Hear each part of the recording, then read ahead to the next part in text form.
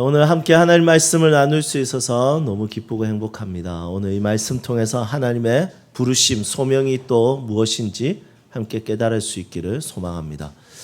여러분, 저는 목회 방향에 있어서 가장 중요한 부분들을 상식이라고 생각했습니다.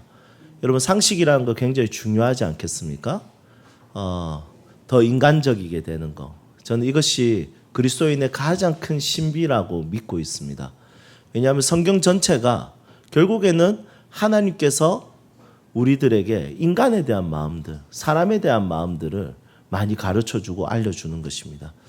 그래서 우리가 성경을 통해서 우리가 믿음의 생활을 할 때 진리를 안다는 것은 하나님이 어떤 분인지, 내가 어떤 분인지, 나와 함께 살고 있는 타인이 어떤 사람인지, 그리고 이 사회의 구조, 사람들로 이루어진 이 사회의 구조가 하나님께서 어떤 방향으로 이끌어 가기를 원하시는지, 또 만물을 향한 하나님의 뜻은 무엇인지, 이 전체적으로 이해를 해야지 신앙이 균형 잡히게 자라는 것이지, 하나님만 냅다 안다고 해서 여러분 그것이 신앙을 균형 잡히게 살 수가 없습니다.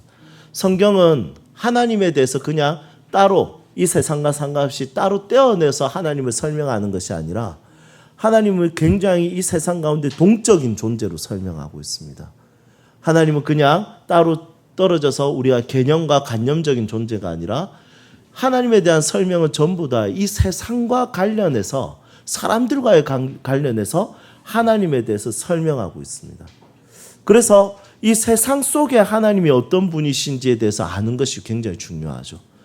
왜냐하면 하나님은 우리가 이 세상에 사는 자들이기 때문에 세상과 구별해서 자신을 계시하는 것이 아니라 세상과 전혀 상관없이, 야, 나는 전능해, 받아 적어, 나는 전지해, 그거 꼭 기록해, 여러분 이렇게 하는 것이 아니라 아브라함이라는 인생에 어떻게 전능하셨는지, 솔로몬의 인생에 어떻게 전지하셨는지, 바울의 인생에 하나님의 계획이 무엇인지, 인생에 들어오셔서 어떤 나라에 들어오셔서 어떤 정치적인 상황에 들어오셔서 사회적 상황에 들어오셔서 관계적 상황에 들어오셔서 하나님은 자기 자신을 계시하는 모습을 발견하게 되는 것이죠. 여러분, 그래서 성경을 통해서 우리가 하나님만 아는 거, 예수님만, 나는 복음만 알면 된다. 여러분, 이것을 우리는 뭐라고 하냐면 복음주의자라고 이야기해요. 여러분, 복음주의자는 우리 장로교와 다른 거예요. 우리 장로교는 복음주의자가 아니라 개혁주의자입니다. 그래서 예를 들면 김용희 선교사님 정말 제가 존경합니다. 저도 그분을 통해서 은혜를 굉장히 많이 받았고요. 그런데 그분이 이끌어 가신 순회 선교단이 이단으로 시비가 걸렸습니다. 합신해서. 난리가 났죠. 그런데 저는 합신해서 그것이 왜 거는지 알아요. 왜냐하면 순회 선교단이 가지고 있는 신학 자체가 개혁주의가 아니라 복음주의거든요. 그러니까 딴 거 다 필요 없는 거예요. 그냥 예수님 위해서 선교하면 되고 복음을 위해서 살면 되는 거예요. 여러분, 이것을 복음주의자라고 이야기해요. 여러분, 복음 하나면 다 된다. 여러분, 이거 큰 문제가 있어요. 또 문제가 있죠. 뭐냐면 성경주의자들. 이거 하나 딱 해가서 이걸로 모든 걸 설명하려고 하는 거예요. 여러분, 그것을 성경주의자라고 하거든요. 여러분, 이런 부분들은 굉장히 큰 문제를 야기하는 경우들이 있습니다. 예를 들면 은사주의자. 여러분, 은사는 좋은 것이지만 주의자가 되는 순간부터, 여러분, 그때부터 은사를 받지 못한 사람들을 비판하고 비난하고 평가하고, 여러분, 어떤 교단 같은 경우 방언 못 받았다고 구원이 없다라고 이야기하기도 합니다. 여러분, 이렇게 되는 순간 신앙은 굉장히 불균형적으로 자라게 되어 있는 것이죠. 그런데 하나님께서는 동떨어져서 이 세상에 하나님 자신을 계시한 것이 아니라 한 사람의 인생의 관계에 정치적으로, 사회적으로 자기 인생을 전체적으로 계시하셨다는 것에 대해서 여러분, 우리가 기억할 필요가 있다는 거죠. 여러분, 저는 이것을 묵상하면 할수록 이것은 더 그리스도인들을 인간적으로 만들고, 그리고 더 그리스도인들을 상식적으로 살게 한다는 것을 제가 신학을 공부하면서 깨닫기 시작했습니다.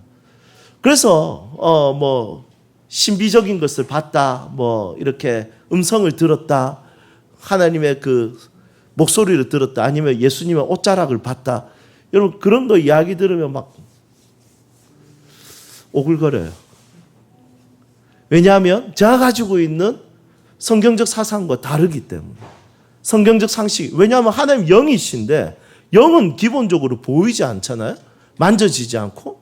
그런데 봤다면 하나님은 영이 아니라 뭐가 되는 거예요? 육체가 되는 거죠. 만약에 내가 꿈에서 하나님 봤다. 여러분 그거 뭐예요? 이계명을 어긴 거죠. 형상화시켰잖아요. 여러분 그런 이야기들은 제가 봤을 때 성경으로 말할 수 없어요. 그런데 그 사람이 신앙이 자라는 부분에 있어서 지금의 신앙의 단계에 있어서 그런 신앙관이 필요해서 하나님께서 주셨다라고 생각해요. 그런데 그대로 내버려 두면 안 되죠. 자라게 해야 됩니다. 다시 신앙적 상식으로 돌아오게 해야 돼요. 내 삶에 하나님이 어떤 분이신지, 내 인생에 하나님이 어떤 분이신지, 내가 살아가는 나의 가정 속에서의 관계에서, 나의 직장 속에서의 관계에서, 사회 속에서의 관계에서 하나님이 어떤 분이신지 상식으로 이 성경을 통해서 해석할 수 있어야 되는 거죠. 그런데 이 신앙만 이제 추구하다가 성경을 읽다가 딱 부딪히는 게 있어요. 그게 뭐냐면 오늘 본문 말씀이에요. 이 본문 말씀은 제가 평소에 생각하는 상식적인 거하고 다르거든요. 여러분 이 말씀은 가정을 거의 복음이 완전 파괴해 버립니다. 여러분 너무 재밌지 않아요? 방금 읽어도 34절에 보면 검을 주러 왔노라. 야 평화가 아니라 검을 주러 왔대요. 우리가 이때까지 아는 성경에 대한 상식하고 딱 부딪히죠. 예수님 믿으면 가정이 더 화평해지고 더 친해지고 이렇게 돼야 되는데 검을 주러 왔더라. 이렇게 이야기합니다. 그리고 35절에 보면 여러분 이거는 진짜 너무 심한 것 같아요. 그 아버지와 딸이 어머니와 며느리 고부 갈등이 여기서 시작됐네. 네. 그리고 시어머니 며느리가 시어머니와 이런 것들 보면 막 난리 났어요. 여러분 어떻게 일어난다고? 불화. 이 영어 성경에 보면 대항하다 이래 되어 있습니다. 서로가 서로를 대항하는 그런 가정이 된다는 거예요. 예수님 믿으며. 그럼 누가 예수님 믿겠어요? 우리 예수님 믿어도 가정이 회복되기를 원하면서 믿지. 주님 가정 파괴해 주십시오. 이렇게 우리가 믿지 않지 않습니까? 36절에도 그렇게 설명하고 있습니다. 집안 식구가 원수라. 여러분 너무 비상식적입니다. 이 이야기들이. 너무 휴머니스트적인 인간적인 성경을 알면 알수록 더 인간적이게 돼야 되는데 이걸 보니까 진짜 예수님 믿어야 되나 이런 생각이 듭니다. 여러분 37절에도 나와 있죠. 너가 부모님보다 나를 더 사랑해라. 여러분 이런 이야기들이 너무 어렵습니다. 그리고 아들이나 딸, 자녀보다 나 예수를 더 사랑해라. 여러분 제가 지금까지 목회를 하면서 제가 보통 가르친 것은 설교한 내용은 어떤 내용이었냐면 하나님을 사랑하며 아들을 사랑해라. 하나님 사랑하면 딸을 사랑해라. 하나님 사랑하면 부모를 사랑하라. 여러분 이것이 상식적이고 듣기에도 좋고 굉장히 우리의 삶에 예수님 꼭 필요하구나라는 것을 알 수 있는 내용들이에요. 그런데 이 말씀은 가정을 파괴하는 거예요. 여러분 예수님 믿어도 될까요? 여러분 이 관점에 대해서 어떻게 생각하세요?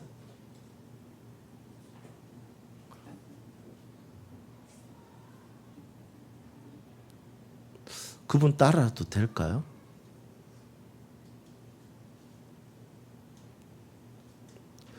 여러분 우리야 믿으니까 이렇게 눈 살짝 감고 주님 이건 다음에 지키겠습니다 하고 믿으면 돼요. 근데 여기 있는 우리 중고등학생 아이들 여러분 예수 믿으면 너희 가정 파괴될 거야. 관계 다 깨지고 불화가 일어나고 원수가 엄마가 원수처럼 보이고 아빠 진짜 싫어지고 막 너 부모님이 니를 진짜 힘들게 할 거야. 여러분 이러면 여기 있는 이 둘이가 예수님 믿을까요? 아니면 밖에 나가서 여러분 이것을 전할 수 있습니까?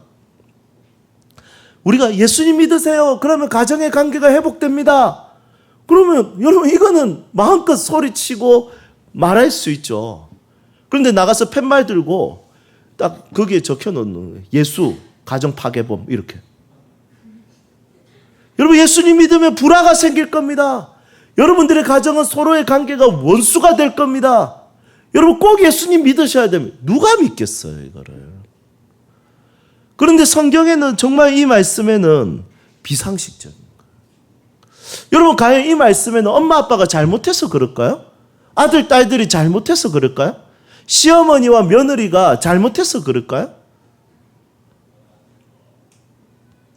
이 말씀에는 그들이 잘못했다라고 나오지 않아요.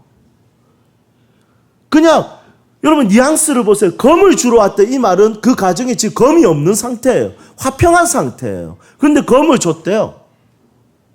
여러분 이 말씀에는 불화를 주러 왔다는 거예요. 그러면 지금 그 가정의 상태는 불화의 관계가 아니라 괜찮은 관계예요. 그런데 불화를 주러 왔대요. 여러분 원수가 될 것이다 이 말은 지금 그 가정은 원수 상태가 아니라는 거예요. 그런데 예수님이 이 땅에 오신 이유는 원수되게 하겠다는 거예요. 아 이거 너무 어려운 것 같아요. 그럼 그 뒤에는 과연 말씀이 설명이 될까요? 한번 봅시다. 38절. 우리 38절 한번 같이 읽어보도록 하겠습니다. 또 자기 십자가를 지고 아멘. 여러분 이것에 대한 설명에 있어서 예수님께서 하고 싶은 말씀은 딱 요약할 수 있는 거죠.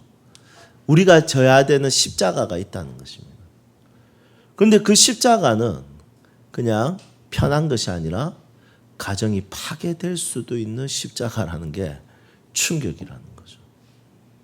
나에게 가장 소중한. 여러분 이것은 예수님 믿는 자에게도 그렇고 안 믿는 자에게도 그렇고 제일 소중한 것은 사실은 가정이지 않겠습니까? 저도 새 자녀에게 많이 혼내지만 너무 귀여워요. 너무 사랑스럽고. 막 한결이가 막 진짜 말 믿게 할 때 있거든. 어디 갔노? 진짜 말을 버르장머리 없이 해요. 제가. 진짜. 저 봐. 저런 말을 어디서 배웠는지 모르겠어요. 야 조용하네. 여러분 그런데 플리마켓 이제 아파트 행사에 한다니까 막 자기 물건 다 꺼내더니 거기다가 뭐 마스크 1,000원 뭐 혼자 적고 있더라고요. 여러분 보는데 너무 사랑스럽더라고요. 어제 저희 세 자녀가 그 아파트 장기자랑 나갔거든요. 나가고 싶다더라고. 그 두 아들은 줄넘기 하고, 1애는 원래 2,000이 부르려고 했는데 그건 너무 어려워서 뭐 불렀죠? 신호등. 여러분 제가 그 동영상으로 보는데 어제 저는 집회가 있어서 직접 못 보고 저 동영상으로 보는데 실수도 하고 부족함도 있지만 너무 잘하더라고요. 너무 귀엽고 너무 사랑스럽고. 여러분 저는 쟤들하고 더 친해지고 싶은데 예수님 믿고 십자가를 지면 쟤들하고 관계가 깨진대요. 그런데 지금도 주일 예배 때문에 관계가 깨질 때가 있어요. 나 이거 왜 드려야 되는지 모르겠어. 그런데 끝까지 가둬놓는 거예요. 여러분 잘 모르겠습니다. 예수님이 우리에게 주시는 인생의 십자가가 가정을 파괴할 만큼 관계를 깨뜨릴 만큼 진짜 중요한 것인가 고민이 됩니다. 그런데 실제로 살아보니까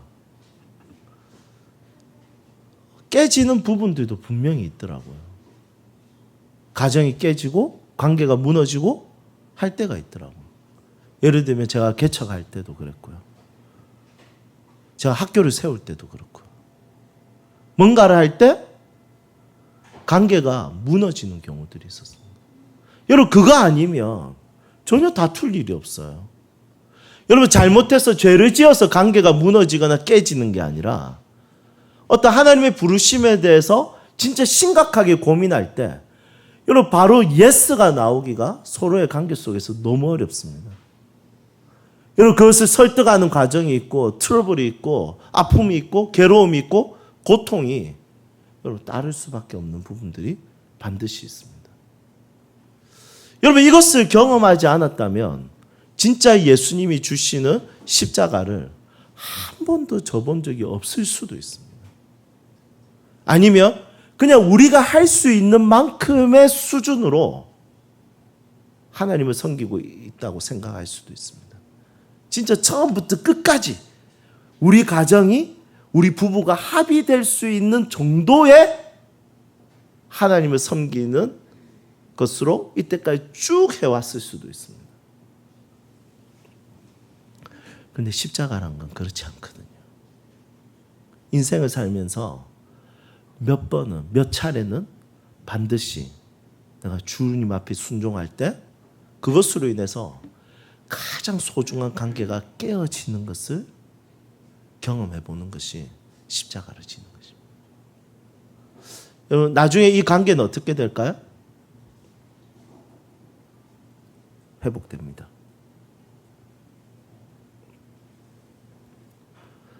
주님께서 새롭게 만들어 가시고 설득하시고 인도하십니다. 여러분 만약에 회복이 안 된다면 어떨까요? 안 되더라도 여러분 그리 아니해도 주님을 따를 수 있는 용기가 있는 것이 그리스도를 사랑하는 사람들의 삶의 방식이라는 것이죠. 여러분 우리가 오늘 차량 작정을 하지 않습니까? 우리가 차량 헌금을 작정하는데 여러분 우리 교회에 돈이 어디 있겠으면 내 밖에 다 퍼주고 이렇게 하는데 우리 교회를 위해서 한 번도 작정을 이렇게 제대로 해본 적이 없지 않습니까? 그런데 이제 작정을 하는데 여러분 이 차량은 누구에게 필요합니까? 차를 가진 자들에게 필요한 게 아니라 차가 없는 자에게 필요하지 않습니까? 여러분 차량 운행은 저에게 전혀 필요가 없어요. 차는. 결국에는 차는 누구에게 필요하냐면 교회에서 가장 가난하고 약한 자들을 위해서 필요한 겁니다.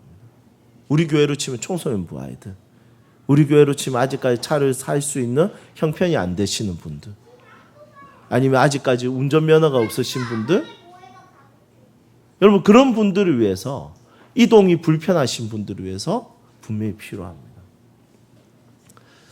여러분 이런 부분들에 있어서 저희 운영위원회에서 고민을 했습니다. 우리가 이런 부분 작정해도 될까? 저의 생각을 묻기도 하고 또 운영위원회 생각을 묻기도 했습니다. 그리고 이제 작정하기로 결심을 했습니다. 그래서 우리 안에서 1,000만 원 작정이 되고 나머지는 또 이제 대출을 받아야 되겠죠. 여러분 믿음이 너무 없지 않습니까? 여러분 우리가 성도들을 잘 못 믿어요. 운영위원회에서 야 이거 누가 작정하노 이러든 야 이거 아무도 작정 안 해. 교회 누가 많이 사랑하나 이런 약간 느낌의 뉘앙스로 분명히 대출을 받아야 된다는 것을 전제하에 이런 대화들을 했습니다. 여러분 그리고 이제 잠시 광고를 하고 그날 저녁에 우리 황 집사님한테 전화가 왔죠. 목사님 제가 한 달 월급을 하나님께 드리겠습니다. 차량 지원을 위해서. 여러분 제가 그 이야기를 듣자마자 난 너무 믿음이 없구나.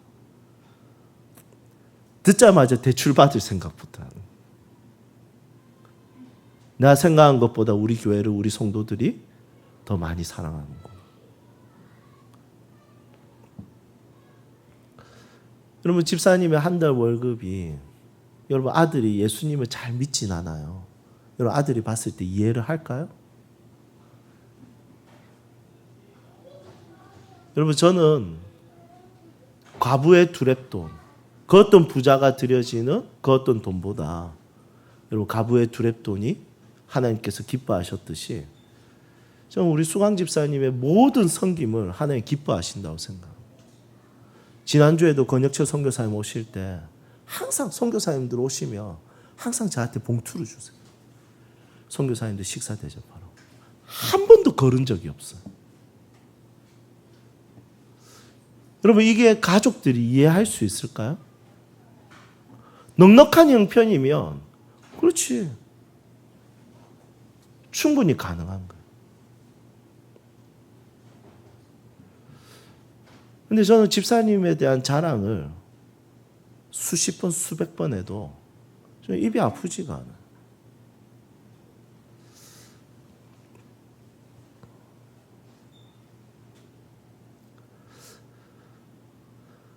여러분, 이번에 중고등부 수련회 했지 않습니까?